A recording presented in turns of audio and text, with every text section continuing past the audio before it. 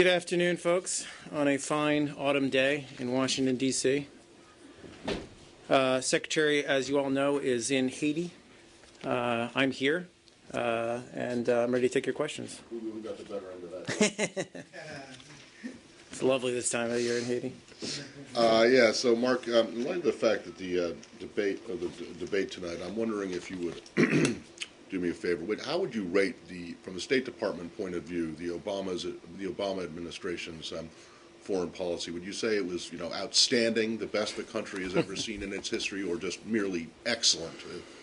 Well, Matt, you're right. There will be a debate tonight for both candidates to address issues of foreign policy. I think you know where we stand on the last 4 years and this administration's efforts around the world to increase the United States standing, to provide leadership on a range of issues, as well as address many issues of concern. And you believe that's been done? You would not agree with critics who say that the administration's policies have been dismal failures? I would not agree. Right. No. Now I have a more serious question. But thanks for asking, Matt. Lebanon. Well, I was going to give you a chance to, wave the flag. Lebanon. The situation there does not look good. How concerned are you that we're looking at what could erupt into an all-out return to violence there? Well, Matt, you're right in that we are concerned about the situation in Lebanon. Secretary, as you know, spoke to Prime Minister Mikati yesterday. I think we gave you a readout of that conversation, but she certainly emphasized our firm commitment to Lebanon's stability, its independence, its sovereignty, and its security. She also noted the importance of political leaders working together at this sensitive juncture to ensure that calm prevails and that those responsible for the attack are brought to justice. But, we're certainly concerned. We've been clear for some time about the possibility of possible spillover effect from the conflict in Syria. But what I can say, as the Secretary said in her call yesterday, is that we are prepared to offer assistance. There is going to be an FBI team headed to Lebanon to help them with their investigation, but we'll certainly wait for the results of that investigation. That team is already there? Or I have to refer you to the FBI. I don't know what their status is. When you say that you're concerned about a spillover from Syria, do you think that what's happened so far is spillover? I think we'll wait and see. Let's wait for the outcome of the investigation. But I think, again, maybe I read too much into your question, but, we have been concerned about the possibility of violence that right now is taking place in Syria, spilling over into the region. And have you noticed, are you aware that a Jordanian soldier was killed today? I am aware, yeah. And do you have anything to say about that? Well, I mean, we obviously, again, condemn this kind of violence. It's concerning, and the onus for this kind of violence rests squarely on the Assad regime. On Lebanon, there has been calls for the government to step down. And you're concerned about the stability there. So do you see the government stepping down as a more stabilizing factor or a destabilizing? No, I would just stay right where. Right. No, absolutely. Again, the Secretary in her phone call yesterday stressed the importance of all political leaders working together. It's a very sensitive time. We want to see the investigation move forward, but we also want to see, as I said, political leaders show dialogue and also to show restraint. Has the Secretary encouraged Prime Minister Mikati to stay as a Prime Minister after the calls of his resignation? Well, again, you're talking about domestic political process in Lebanon. I'm not going to talk about her conversation, except that she was very, very clear in stressing our support for Lebanon's sovereignty. There are stories in Lebanon saying that U.S., France, Britain have encouraged Prime Minister Mikati to stay in charge. Again, what we support very clearly is, that all of Lebanon's political leaders need to work together, need to address the concerns over this attack. There's an investigation underway, and we're going to look to the results of that investigation. And we also would urge calm. Yeah. Change the subject? Sure thing. Yeah, go ahead, Michel.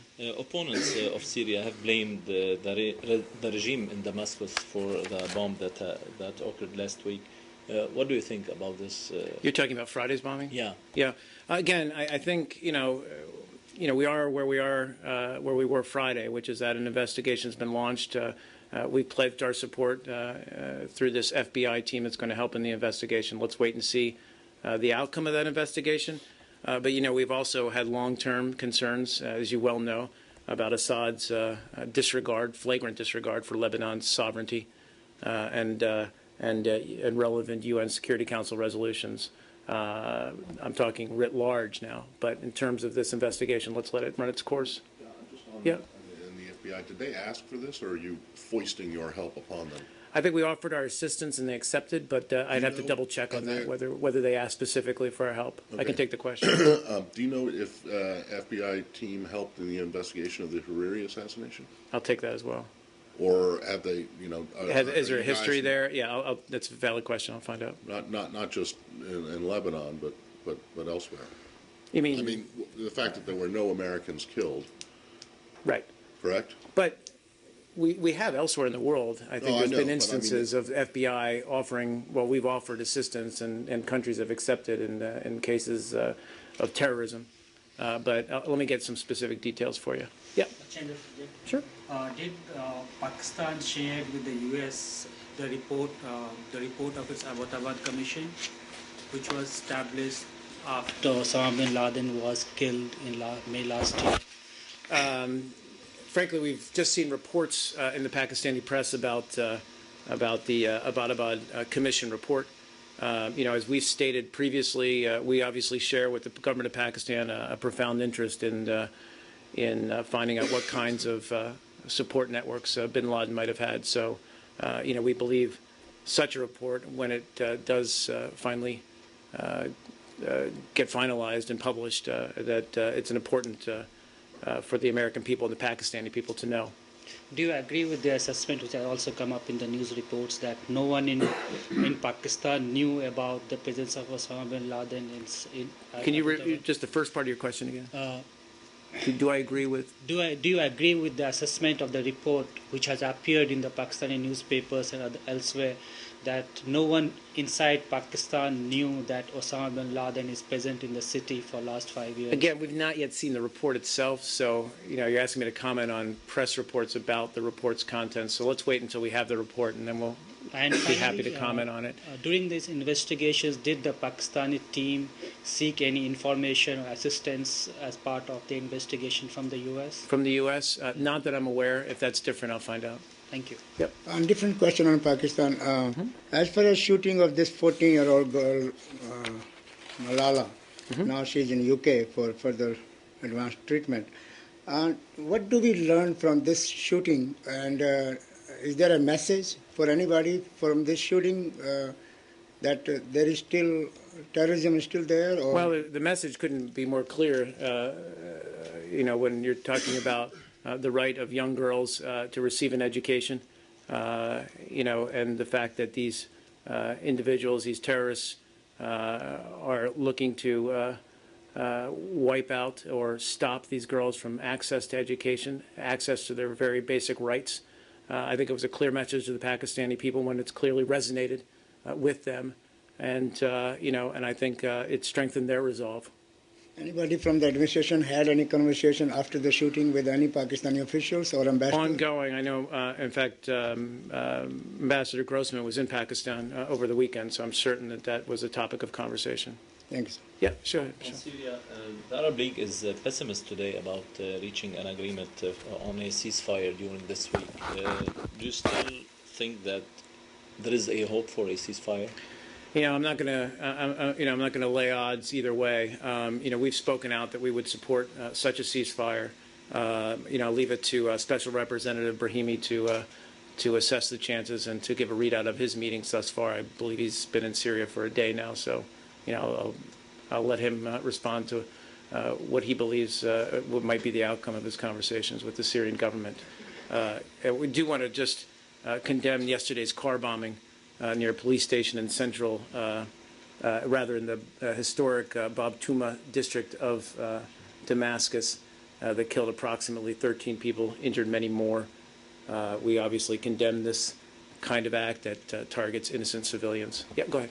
Tom Lewis, BBC News. Just staying with Syria, the government of Bashar al-Assad has said for a while that elements of the Free Syrian Army are becoming more radicalised and are becoming more extremist in their complexion, and some independent reports seem to suggest that that is the case. Does the US government believe that to be true? That there are extremist elements within the Free Syrian Army. Yes. We have said all along that the kind of environment that Assad has created through the relentless use of violence against innocent civilians has led to extremists trying to grab a foothold, exploit, if you will.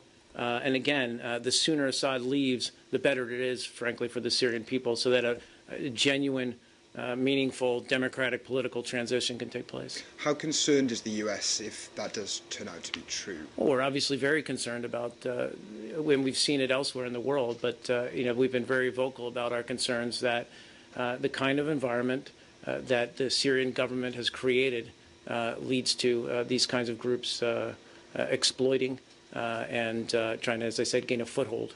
And just a final question.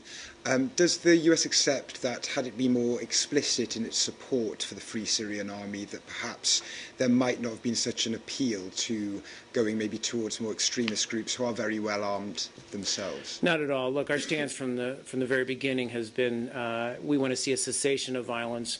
We want to see a trajectory towards a peaceful democratic transition. Certainly the Syrian government has made this impossible. You've seen the Free Syrian Army rise up, frankly, out of a situation where civilians were being slaughtered wholesale. We are concerned about these groups trying to exploit this kind of environment, but we stand clearly on the side of nonviolence. We want to see the Syrian opposition make a peaceful political transition, and that's where our support is focused. Yep.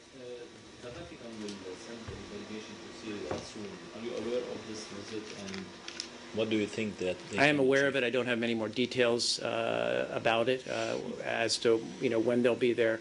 Again, our focus right now is on Special Representative Brahimi, who's on the ground. Yeah, go ahead. Today, after a gap of 10 years, the British ambassador to India met the Gujarat Chief Minister Narendra Modi, indicating a change in the British position towards him. US and Britain have a similar position on Narendra Modi. Is there any change in US policy? So you're talking about, again? In the past, US and Britain had a similar position on Narendra Modi. The Gujarat Chief Minister, following British, is the US also reviewing its policy towards him? Again, I'll have to take that question. Sorry. Yeah. Yep. As for Japan, the governor of Okinawa departed on Sunday to Washington, D.C. What kind of issues? Or arrived here, right? Exactly. Okay, right. I'm sorry, what was your question? What kind of issues they're going to talk about in details? Well, you're right in that Assistant Secretary Kurt Campbell, as well as Assistant Secretary of Defense Mark Lippett, will meet with the Okinawa governor on October 22nd, today, at the Department of State. Obviously, they're going to discuss a broad range of bilateral issues. I'll let them meet, and we'll give a readout. Is probably the easiest way to do this, rather than for me to try to guess all the issues that might come up. According to the media, that he's planning to lodge a protest with the U.S. government about the rape of young men by U.S. sailors, and also the deployment of MV-22 Osprey aircraft. So how the State Department going to deal with these issues? Well, we're certainly going to have, those topics are raised, and we'll certainly discuss them. As to these, the allegations of rape, we take those allegations obviously very seriously. We've spoken to it last week. We're cooperating closely with the Okinawa City Police Department on the investigation. Does it influence the relationship between Japan and the U.S. because of these issues, these controversial issues? We have a very deep, broad relationship with Japan. Certainly when these issues come up, they're difficult, but we address them in a matter-of-fact and cooperative way, and we deal with them and we move on. What do you think the chances are that those issues don't come up at the meeting? I'm not gonna. Can you say that 0% chance that they don't. That they don't come up. Again, it's easier for me to say when let the meeting take place, and we'll give you a readout of what was discussed. But to some extent, it's already raised some angers of the local citizens, and because the commander of U.S. forces in Japan placed like 11 p.m. to 5 a.m. curfew, do you think it's a good way of preventing this kind of issue happen again? Again, this is something we're in discussion with. We're working with the Okinawa Police Department. We're also obviously working and talking with the government of Japan. I can just say that we expect the highest standards of conduct from all U.S. service members in Japan, and the Department of State as well as the Department of Defense are going to work closely with our Japanese partners on this matter going forward. But I don't want to prejudge any outcomes. Yeah. Emir of Qatar will visit Gaza this week. Do you have any reaction to this visit? I don't have any reaction to it. I don't think I have much to. What did you say? He's going to visit Gaza. Gaza. Let me check. I don't think I have any comment on it. Have you heard or have you read former President Carter's statements on the peace process today? No, I have not. He criticized the American absence from the peace process, and he said that this is the first time since 1967 that the United States is not playing any role with the two parties to make progress.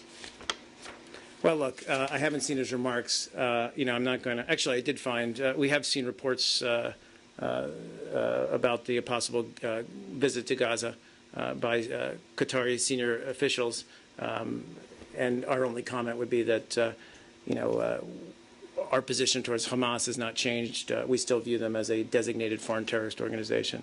With respect to former President Carter's remarks, I haven't seen them, Michelle, so it's hard for me to comment. I don't like to respond to paraphrasing of the remarks. You know what we're trying to do there. David Hale remains very engaged on this issue. Secretary is obviously engaged on this issue. We want to see both parties get back to the negotiating table. It's our firm belief that only by getting them into direct talks will they be able to resolve these issues. And we're in near constant contact at David Hale's level and beyond to work to that end. Yeah. Can I go back to two previous questions? One on Chief Minister Narendra Modi.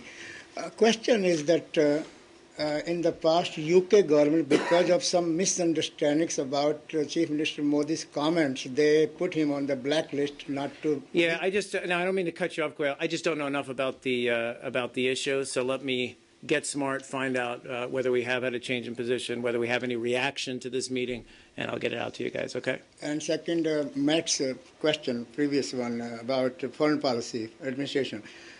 You must be getting, of course, input from around the globe, from all the people and the leaders. How do you see today the leaders around the globe and people? Are they happy? Are they supporting? What input is there as far as the past 4 years of the administration policy? I know in India they love President Obama and the Secretary Hillary Clinton. They can, if they run in India, they will win election anywhere in India. And I'll just say, I think it's premature to get into legacy questions about this administration. We still have a lot of work to do, and we're still actively addressing a range of issues around the world. Does this building have anything to add to the White House comments from the other night about the Iran talks story? We don't. The White House statement stands. I understand Yeah. stands, but Yeah, do sure. you have anything additional to say? No, I mean, there's some pretty specific allegations. I don't know if allegations is the right word, about secret meetings in Dubai or Doha.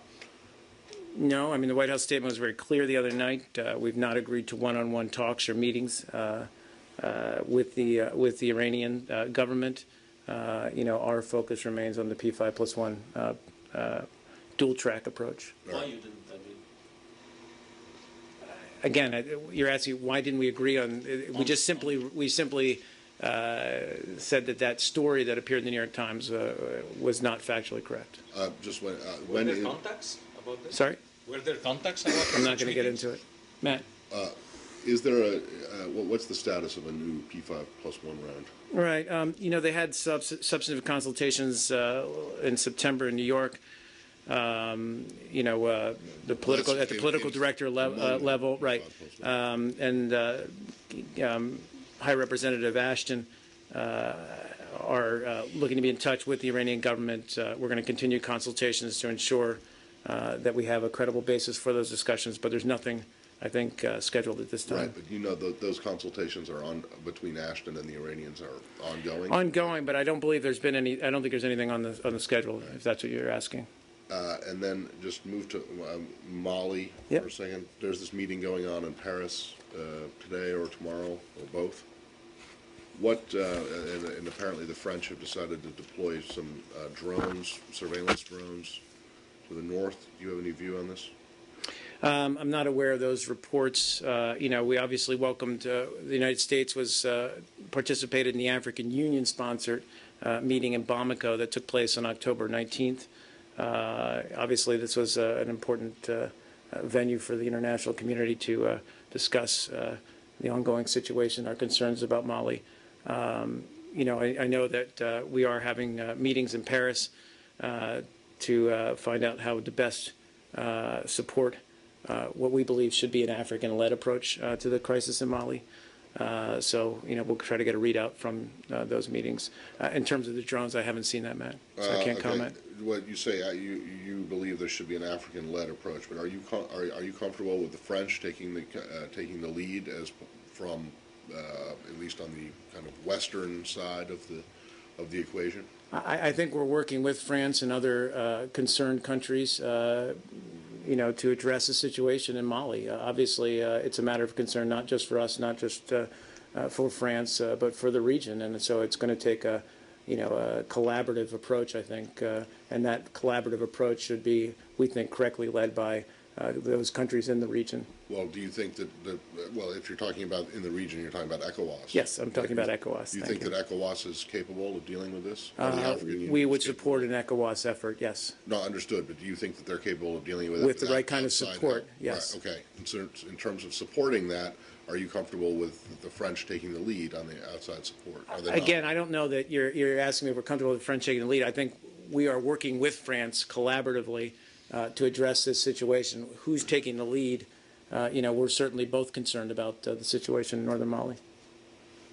Is that it, guys? Yeah, thanks.